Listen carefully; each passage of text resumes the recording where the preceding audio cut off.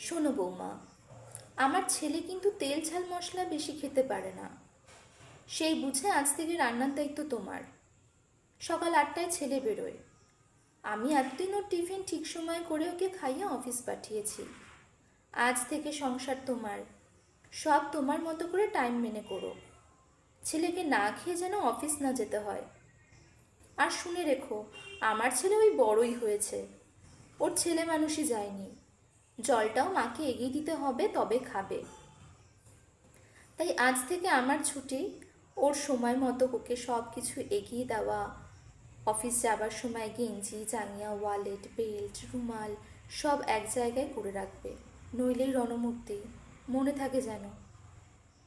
বিয়ের 8 দিনের মাথায় অলিভিয়াকে টানা কথাগুলো বলে হা হা করে হাসতে হাসতে ঘর থেকে বেরিয়ে গেলেন নতুন শাশুড়ি মা, যিনি অলিভিয়াকে দেখতে গিয়ে বলেছিলেন ওনার মেয়ে নেই, তাই উনি খুব খুশি।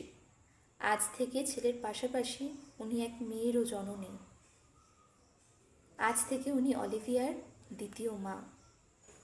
সকাল 9টায় ঘুম থেকে ওঠা আদুরে মেয়েটাও ভেবেছিল সত্যি সে আরেকটা মা পাবে। সেও খাবারের ব্যাপারে ভীষণ খুঁতখুঁতে। মা ফোড়ন ছাড়া রান্না করতো ওর জন্য। সেও কলেজ যাওয়ার সময় তার মা মুখের গোড়ায় খাবার এনে দিত, টিফিন করে দিত ঠিক সময়ে। সেও বেরোবার সময় ওড়না, রিস্টওয়াচ, রুমাল সব ওর মা এক জায়গায় করে রাখত, নইলেই ঠিক ওর বরের মতন রণমূর্তি।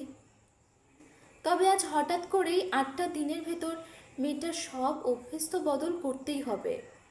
তার সাথে সাথে একটা মায়ের মতো দায়িত্ব ঘাড়ে নিতে হবে তাকে, এবং তাতে যেন কোনো খুঁত না থাকে, এও তাকে দেখতে হবে।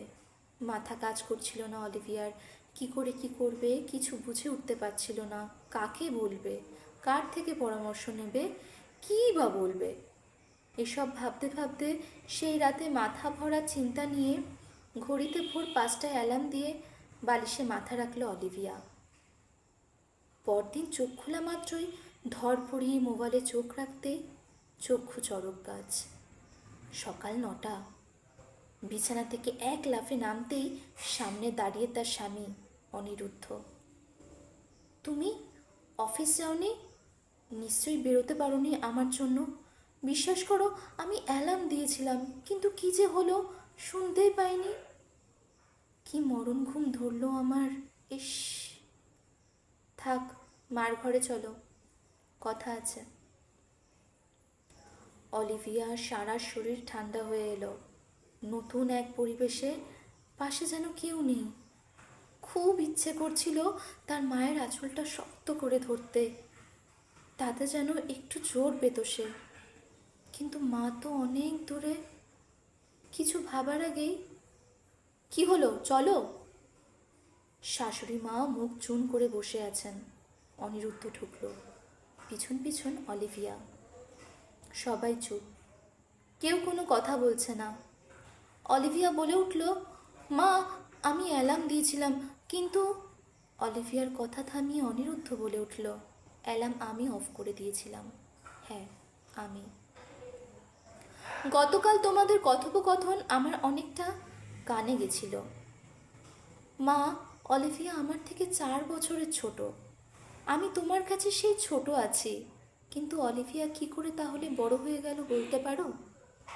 আমার ছেলে মানুষই গেল না, কিন্তু অলিভিয়া কি করে হঠাৎ ম্যাচিওর হয়ে উঠবে তা বলতে পারো? ওকে আমার জন্য কিছু করতে হবে না, এসব করানোর জন্য আমি ওকে বিয়ে করে আনিনি। তার চেয়ে বরং আমরা দুজনেই একটু বড় হয়ে উঠি, নিজের জিনিসগুলো সামলে নিজেরাই নিজেদের গুছোতে শিখি। তুমি একটা কথা ঠিক বলেছ, আজ থেকে তোমার ছুটি। এতদিন তুমি সব করেছো, তার কোনো মূল্য নেই, শোধও করতে পারবো না। তবে আজ থেকে আমি আমারটা নিজেই করার চেষ্টা করব। 2 দিন পাউরুটি পুড়বে, 3 দিনের ট্রেন ঠিক পারবো। অলিভিয়া চাইলে নিজে থেকে আমার জন্য যতটুকু চাইবে করবে, আমিও তাই। ইচ্ছে হলে কোনোদিন ওকে জুস বানিয়ে খাওয়াবো, সেটাও আমার ইচ্ছেতে। তবে কারোর ওপর দায়িত্বের বোঝা চাপিয়ে দেওয়া কখনোই উচিত নয় মা। চিরকাল চিরটা দিন তো উচিত শিক্ষাই দিয়ে এসেছো মা। তবে আজ কেন ভুল হবে? তোমার কাছে বড় না হওয়া ছেলেটার স্ত্রীও তার মায়ের সেই ছোট্ট মেয়ে, তাকেও বড় হবার সময় দাও, আমাকেও সুযোগ দাও। আমরাও এভাবে ধীরে ধীরে দায়িত্ববান হয়ে উঠি, একসাথে একইভাবে। অবাক পলকে স্বামীর দিকে তাকিয়ে রইল অলিভিয়া। দু চোখ দিয়ে অনবরত অশ্রু বইতে লাগলো, অবশ্যই আনন্দাশ্রু। লেখাটা আমি ফেসবুক পেজ বাস্তবিক গল্প থেকে পাই। আমার ভুল ত্রুটিগুলো মার্জনা করবেন।